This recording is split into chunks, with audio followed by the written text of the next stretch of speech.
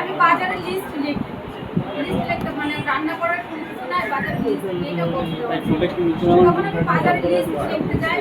যাওয়ার পরে আমাকে যে সৌরভ নামে যে আছে উনি আমাকে বলছিল ভাই মাথাটা নিচে করে থাকে বি নিউজ আমি বাজারে লিস্ট লিখতে কি কি লাগবে বলতেছে যে একটু পরে করো।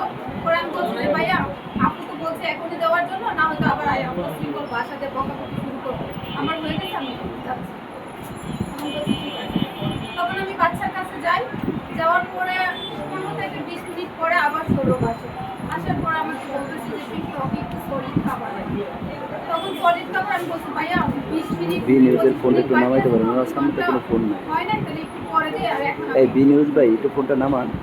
ওনার হচ্ছে যে বাচ্চাটা আগে যে রাখতো কিছু মাঝে মাঝে এরকম ভাবে বাচ্চাটা কান্না করবে, দিনে 1 থেকে 2 বার তার জন্য আমি তারপর হঠাৎ করে ওই ওর মেকআপ রুম দেখে মানে ওইখান থেকে বলতে বলতে আসতে বলতে চাই কার কথাই কার কথাই আমি আর কোনো কথা বলি না, মানে আমার দাঁড়িয়ে এসে দাঁড়ানোর পরে বলতেছি যে দুধ কি দিয়ে বানাস। তখন আমি দুধ যেভাবে বানাই ওইভাবে বলছি। পরে এটা বলাতে পরে বলতেছি কি যে তুই কার অনুমতিতে দুধ দিতেছিস।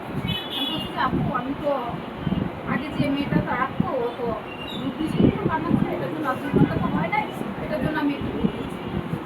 এটা বলাতে মানে অশৃঙ্খল ভাষা গালিগালাজ করার পরে আমি কোনো চুপ রাখি না, যে টাকায় শোনা দিলে ভাই টাকায় তো আসবে না বলে আমাকে ঠাকুর দিয়েছে। কিন্তু সৌরভ নামে যে উনি দাঁড়ায় ছিল উনি কোনো কথাই বলতেছে না, অফিস বলতেছিল না যে এটা কেন মারতেছে। তখন আমি নিচে পড়তেছি আর উঠতেছি, এভাবে আমাকে 20 থেকে 25 মিনিটের মতো এরকম তারপরানোর পরে আর আমি কোনো একসা করি নাই।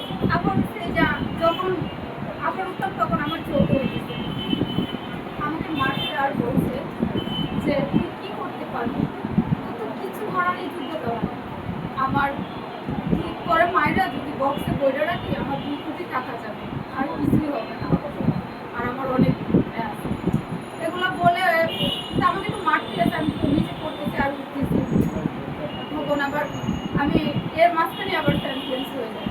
সেন্টেন্স হয়ে যাওয়ার পরে ওরা আবার ডাক দিয়েছে, বৃষ্টি নামে একটা মেয়ে ছিল যে ওর অবস্থা অনেক খারাপ।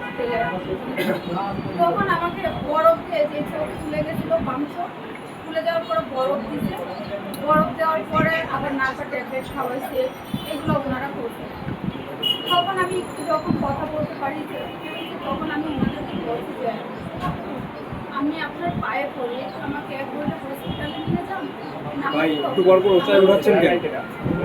তখন উনি আমাকে বলেছে যে আরো গালিগালাজ বলে যে চারবো না এইখানে রাইতে ধরে মারবো, তোর কি মুখ আছে কি আছে নিয়ে আমার কিছুই করতে পারবে না, করে মাইরে এখন আমার কিছু হবে না, টাকা যাবে।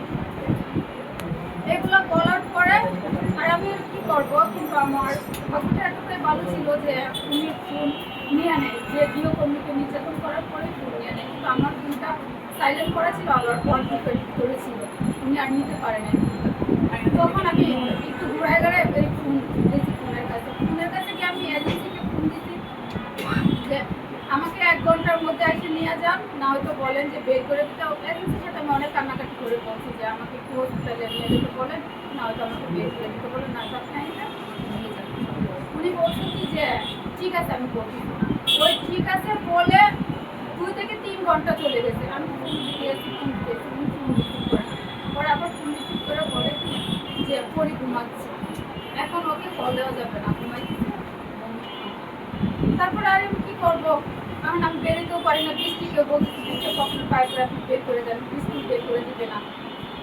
তখন আমি কী করি, নিরুপায় হলে আমি 349 ফোন দেওয়ার পরে ওনারাও বলছে যে আসতেছে নাম্বার, ওনারা নাম্বার দিতে লেট হলে আমি আবার ফোন দিই, অনেক বিরক্ত করে ওনাদেরকে। তারপরে মার্চ মাসে আমি ডিউটি করছি, হচ্ছে খালাতো বোন খালা ওনার বাসায় আসছিল বেড়াতে।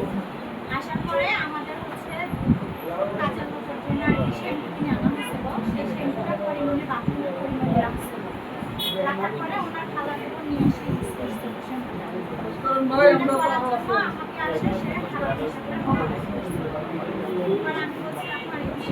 জানি না। পরে ও আমাকে বলে কি, খারাপ ভাষায় আমি বলছি কি, কথাটা বলে পরে ওনার পাশে আরেকটা মেয়ে ছিল, মিষ্টি নাম, পুরাতন মেয়ে। ওকে বলে কি, মিষ্টি যে মানে খারাপ ভাষায় বলছে, আমি ওগুলো বললাম না আর কি। মেয়েটাকে বলছি কি, কাল সকালবেলা বের করে দিল।